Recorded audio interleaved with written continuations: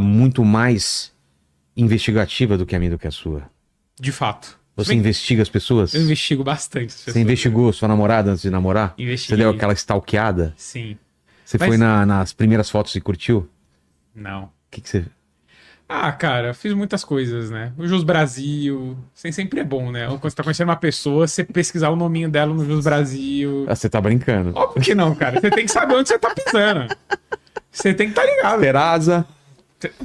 Serasa, eu deveria ter visto isso antes, tá? Infelizmente não. Agora é tarde demais. Agora é tarde. Tá certo. Cada um com as suas broncas, né? Como vai ser a participação do pessoal nessa live maravilhosa? Galera, é o seguinte, essa é uma live extremamente especial. Então a gente vai dar abertura para pessoas igualmente especiais, que são os nossos queridos membros. Lógico que você pode mandar o superchat, mas a gente vai dar preferência pra eles, porque eles estão aqui com a gente todas Deu uma afinada na sua voz, deu uma preferência. É a puberdade. Tá certo. Então torne-se membro, que aí você fica sabendo antes da agenda com os convidados e manda pergunta e a gente lê e dá prioridade com a superchat da galera que está agora. E ainda recebe beijinhos meus. Exato. Obrigado, Tuti. De nada. Ivan, obrigado demais por ter aceitado aqui, vir de novo, o primeiro programa que foi demais, cara, a gente falou do caso do Evandro, então obrigado demais. Bom, eu que agradeço e eu te falei aqui em off, né, o meu pai ficou muito feliz. Como chama teu pai? Emerson. Emerson, um abração, Emerson, tem que vir aqui da próxima vez com ele aí, cara. Ele mora na França, então é um pouco difícil. É mais fácil a gente ir lá visitar ele, né? A minha madrasta conseguiu um trabalho lá na Volvo, por lá, e daí já faz uns mais de 10 anos. Lyon, olha só. Isso. Então daí ele vem aqui só férias e quando dá, né? Então, mas espero que volte logo porque eu preciso de ajuda com meu filho. O Tuti fala francês aí, né? Manda um olá pra ele, olá terráqueos em francês. Oui, terráqueux. S'il vous plaît, terráqueux. Tá certo. Você vê que ele Perfeito. É incrível. Quero agradecer também a Insider, nossa parceirona de longa data, que tá também propiciando fazer um episódio como esse e com grandes descontos usando o nosso cupom, não é? Nosso cupom, exatamente. Link na descrição, QR Code na tela, aciona agora aí. Now. Em francês? Agora. Agorê. Tá certo, é só colocar o E no final. Ivan, pra quem não te conhece, se apresenta pro povo, dê suas credenciais aqui pra essa câmera aqui. Claro, então eu sou Ivan Mizanzuki, nessa vida atual tô sendo jornalista, em encarnações não muito longe, tipo 10 anos atrás eu era professor universitário. Parece outra vida já? Nossa, super. Não é? Né? É porque assim, eu não sou formado em jornalismo, né? O jornalismo aconteceu. Eu sou formado em design gráfico. Pô, então, sério? Daí sempre quis seguir carreira acadêmica. Só que eu não gostava mais da carreira acadêmica de design, que eu achava muito mercadológica, assim. Eu queria aquela coisa mais pesquisa e tal. E daí, livros e livros e discutir coisas que não levam a lugar nenhum nas humanas. Então, eu fui fazer mestrado em ciência da religião. E daí fui fazer um doutorado em estudos culturais, mas estudando design no Brasil, mas de uma perspectiva mais histórica, né? E como daí, uma vez me perguntaram, como é que você aprendeu a investigar desse jeito? Daí eu falei, é muito simples, só fazer mestrado e doutorado que você aprende a fazer pesquisa já super bom. Porque você, né, tem aquele negócio, você não pode citar não pode falar uma coisa sem ter um milhão de fontes que, né, asseguram tudo que você está falando e tal. Né, e eu fazia podcasts desde 2011. Você começou fazendo o quê? Era podcast de design, chamava Anticast. E com o tempo ele começou a virar um podcast de política, porque começou a ficar muito doido. E era muito, assim, fazia Nossa, de design para política. Não, porque, quer ver, porque a gente sempre gostava de falar de design, eu e meus amigos tinham a mesma loucura, assim, de, vamos fazer filosofia e design, vamos falar sociologia e design, fazer essas coisas assim. Então, estudava o design como fenômeno social, ou histórico e tal. E daí, como a gente já tinha essa tendência a falar sobre questões que iam além de uma discussão mercadológica, chegou um momento, assim, foi a época das jornadas de junho de 2013, Sim. Que a gente, sei lá, lançava um programa sobre design e tinha 5 mil downloads. E daí a gente decidiu um dia falar, cara, tá todo mundo falando de junho de 2013, não existia podcast de política na época e a gente queria muito falar sobre isso, vamos fazer um episódio sobre junho de 2013. E daí teve 3 vezes mais downloads. Daí teve, para números da época, era muito grande, assim, né? De 5 mil foi para 15 mil.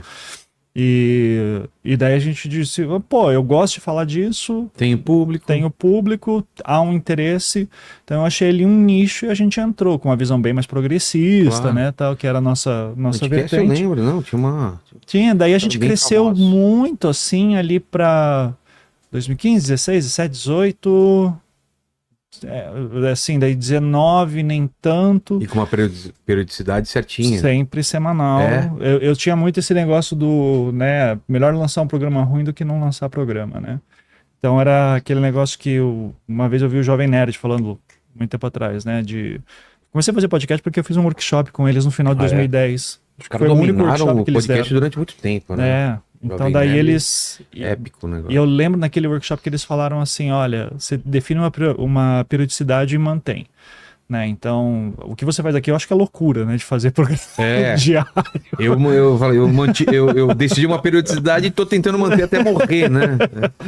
Então a gente fazia um por semana e já me esgotava, assim. Mas é porque daí eu convidava, gravava, produzia, editava, lançava. Daí isso era tudo... É bem cansativo mesmo. Então eu sempre tentava fazer a coisa mais simples, que até virou um jargão uma época minha, porque chegou uma hora assim que eu comecei a minimizar na edição bastante, que na época tinha assim um lance de tipo, todo podcast tem que ter trilha, tem que ter trilha e tal.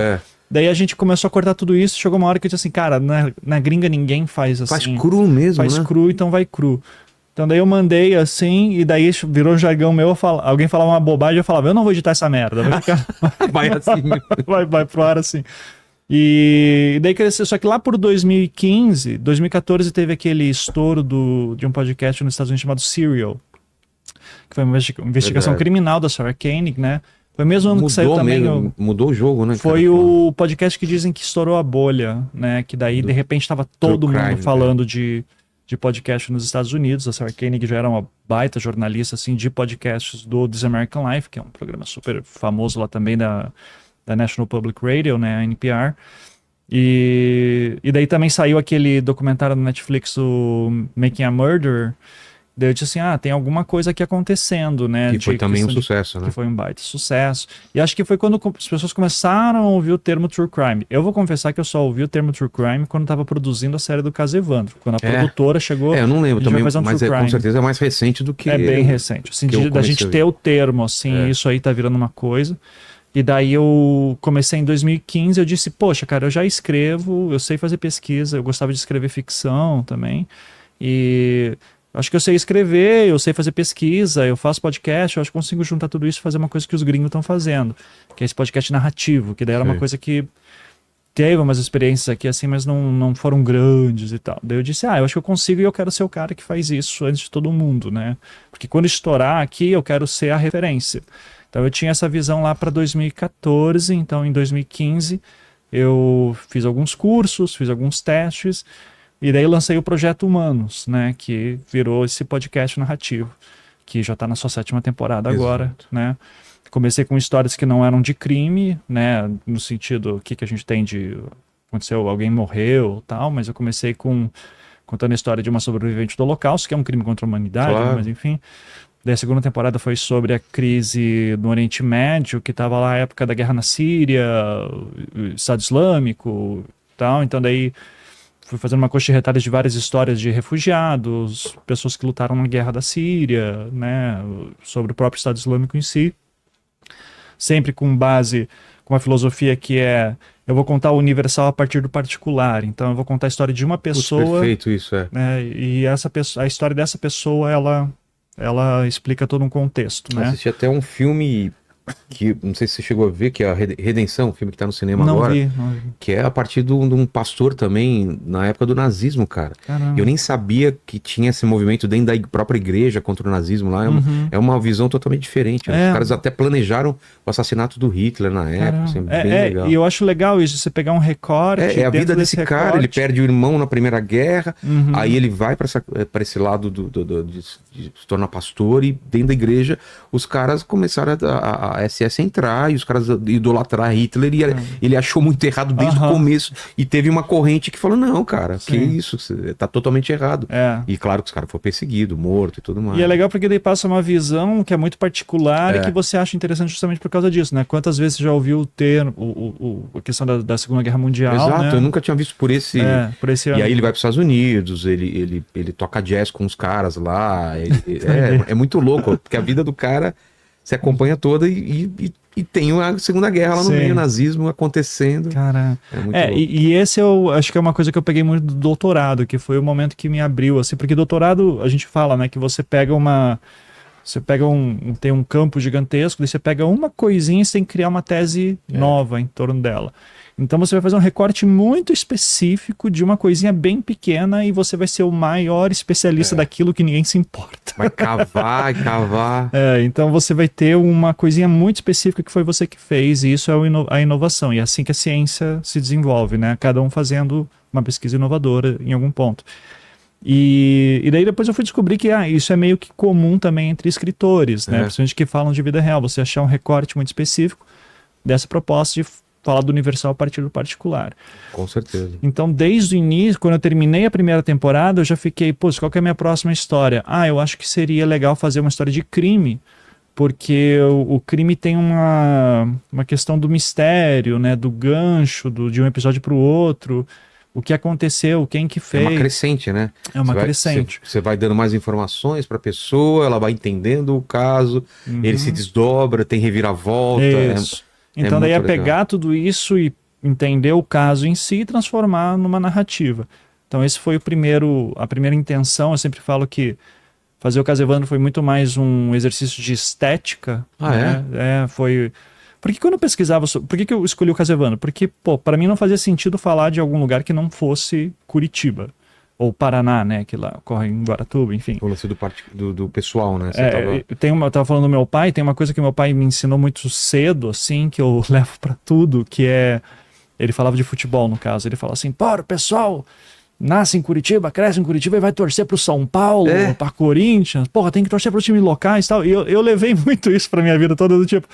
Eu sou de Curitiba, eu nasci em Recife, né? Mas minha família toda é de Curitiba. Só nasci lá porque minha família tava trabalhando. E daí, com bebê ainda, eu fui para Curitiba. Então, assim, eu disse, cara, eu sou curitibano culturalmente, né? Então, eu sempre quis falar sobre a minha cidade de alguma forma, ou do meu local, né? E eu achava importante fazer isso, até para mostrar, né, que Curitiba tem muita questão de cidade modelo e tal. Eu digo assim, não, mas existe uma parte aqui que é bem complicada da cidade e eu quero olhar para ela, né? Então... Dentro dessa perspectiva do Paraná como um todo, nesse sentido, para mim era legal falar sobre o Caso Evandro. Porque era um crime que, quando eu pesquisava sobre ele, você tinha... A sensação que eu tinha é que cada matéria de jornal que eu encontrava, se fosse impresso ou fosse digital, eu tinha peças de quebra-cabeça que não se encaixavam. As notícias eram contraditórias, você não tinha um aprofundamento devido, assim, na época, porque... Vida de jornalista é complicada nesse sentido, né? Você tem que fazer lá o que está acontecendo na hora. Você tem que falar sobre aquilo que está acontecendo na hora. Então, o jornalista que está cobrindo um crime, ele não vai conseguir ler todo o inquérito, todos os autos processuais. Ele vai pegar a declaração do promotor, do delegado, né? Sei lá, do advogado de defesa, quando muito. E daí ninguém vai ter tempo de verificar tudo aquilo no processo. Então, eu disse, é um crime muito antigo. Já tá tudo trânsito em julgado. Na verdade não tava, mas assim, já tava num ponto que eu até tive que adiar o podcast porque faltava ainda uma parte lá de ser feita. Daí eu peguei todo o processo e comecei a ler. Não entendia nada disso, fui pedindo ajuda para meus amigos advogados. Assim, me traduz isso. Me traduz isso aqui, pelo amor de Deus. Tinha muitos ouvintes do Anticast na época que me ajudaram também. Porque a gente criou um grupo e disse assim, eu preciso de voluntários porque eu não entendo porra nenhuma disso aqui, então eu preciso de ajuda. E tinha uma galera que era do direito assim, que começou a me ajudar, sou grato a eles até hoje. E daí eu comecei a andar pelas próprias pernas, assim, em algum momento. E aí fazendo tudo, pesquisa, apuração, investigação, né, digitalização. Eu lembro de pegar todas acho que eram umas 3 caixas assim, de fitas, Ou tô exagerando, se fosse uma, mas era uma caixa grande, com muitas fitas, VHS, cassete e tal. E eu digitalizando tudo em casa, assim, por conta própria. Meu prédio era, não tinha elevador, daí tinha que levar todas as eram caixas e caixas, assim, minha cozinha ficou lotada. Então a mesa da cozinha, assim, era só televisão, videocassete, computador, para ficar digitalizando. Tive que achar um videocassete. Hoje eu tenho um, porque eu comprei, porque eu disse, fica pro futuro. Já fica aí, alguma hora vai ser útil. Então foi esse processo todo da investigação que eu achei mais interessante, né? E você curtiu o processo? Adorei, eu adoro essa parte da pesquisa e da investigação, é a parte que mais me dá prazer. Quando chega a hora de sentar, escrever roteiro e gravar, eu acho um saco. Sério? Assim, é engraçado. Eu achei que era a parte melhor. Não.